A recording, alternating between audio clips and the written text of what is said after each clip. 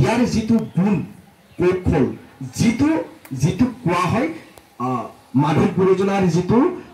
আমাৰ এইটো সেৱাৰ মনোভাৱ যিটো আমাৰ মানসিকতা গঢ়ি তোলা প্ৰত্যেকখন গৃহস্থী ঘৰৰ প্ৰয়োজন গতিকে আমি প্ৰত্যেকজনে আজি যদি গোস্বামী প্ৰভুৱে কৰে আজি যদি প্ৰভুৱে কৰে আজি যদি আপুনি কৰে আজি যদি আপুনি কৰে যদি আপুনি কৰে আমাৰ ধেমাজি জিলাখন সুন্দৰ হৈ যাব তারা হবে পূর্য তারা হবে ধন্য তারাকে হরিদ জন কলি যুগে হরি আপন বোলায় আরোপ করে কীর্তন তারা হবে পূর্য আজি কোন এইজন আমার স্বসাক্ষাৎ যিটো দায়িত্ব যিটো কর্তব্য গুরু পরম্পরা ধরে রাখিবলৈ যত্ন কৰিছে এই দায়িত্ব এই কৰ্তব্য এইজনৰ জৰিয়তে আমাক জনাইছে যোৱা ঘৰলৈ যোৱা এইবিলাক কাম কৰা দায়িত্ব গ্ৰহণ কৰা আমি প্ৰতিখন গৃহস্থী ঘৰে যেতিয়া সুন্দৰ কৰিম গুৰুজনাৰ আদৰ্শ প্ৰতিষ্ঠা কৰিম তেতিয়া নিশ্চয় চাব ধেমাজি জিলা সুন্দৰ হৈ যাব ঢকুৱাখানা জিলা সুন্দৰ হৈ যাব অসম বৈদিক বৈষ্ণৱ মহাসভাৰ ফুলে ফুলে জাতিষ্কাৰ হৈ পৰিব গতিকে ইয়াৰ পৰা মই এটা কথা জনাব বিচাৰিছো আমি যাতে প্ৰত্যেকখন গৃহস্থী ঘৰ সুন্দৰ কৰিব পাৰোঁ ইয়াৰ এটা কৌশল আমাৰ প্ৰাথমিক পৰ্যায়ৰ পৰা আঞ্চলিক পৰ্যায়ৰ পৰা জিলা পৰ্যায়ৰ পৰা অসম বৈদিক বৈষ্ণৱ মহাসভা লগতে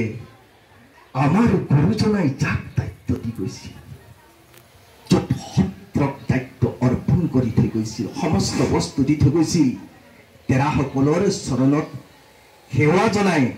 আৰু ব্ৰাহ্মণসকলক বেদৰ জৰিয়তে ব্ৰাহ্মণ শুদ্ধ ব্ৰাহ্মণ আৰু অৰণ্যক এনেকৈ উপনিষদ এনেকৈ বেদক মঠি ব্ৰাহ্মণক যিটো দায়িত্ব পালন কৰিছিল তেওঁলোকে নিষ্ঠা সহকাৰে সততাৰে কিন্তু কামবোৰ কৰিব লাগিব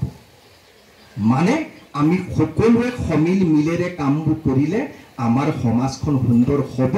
তেতিয়া আমাৰ সেই যিজনা অসম বৈদিক বৈষ্ণৱ মহাসভাৰ সভাপতি ৰামেশ্বৰ প্ৰভুজনা তেতিয়া বহি থকা নহ'ব ফুলদানি নহ'ব তেতিয়া ৰামেশ্বৰ প্ৰভুজনা অসমৰ এজন সকলোৱে প্ৰেমেৰে আঁকোৱালি লোৱা এজন বৈষ্ণৱ লোকলৈ যেনেকৈ গুৰুজনাক আদৰিছে ঠিক তেনেকৈ এই গুৰুজনাৰ পৰম্পৰা আমি ৰক্ষা কৰিব আৰু এটা মই খুব চবকৈ কৈছোঁ আমাৰ কিন্তু সমাজত আমাৰ কিন্তু গৃহস্থী ঘৰত সাংস্কৃতিক আক্ৰমণ হৈছে আমি কিন্তু উপলব্ধি কৰোঁ কি সাংস্কৃতিক আক্ৰমণ আমাৰ সমাজৰ সাংস্কৃতিক আক্ৰমণ কি আমাৰ মাজত থকা আমাৰ দেউতাসকলে সৃষ্টি কৰি থৈ যোৱা বৰ সভাভাগ এতিয়া কিছু সমাজত নাইকিয়া হৈ গৈছেনে বাৰু এয়া আমাৰ কাৰণে সাংস্কৃতিক আক্ৰমণ গধূলি প্ৰাৰ্থনা কৰিব লাগে আমাৰ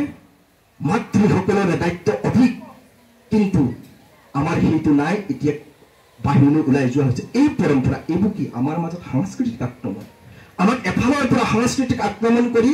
আমাক নিশেষ কৰি দিছে গুৰুজনাৰে নীতি আদৰ্শসকলো শেষ কৰিছে গতিকে এইবোৰ যাতে আমাৰ মাজত প্ৰতিষ্ঠা হয় আমাৰ প্ৰত্যেকৰে দায়িত্ব আৰু আমাকো অকণমান দায়িত্ব দিছে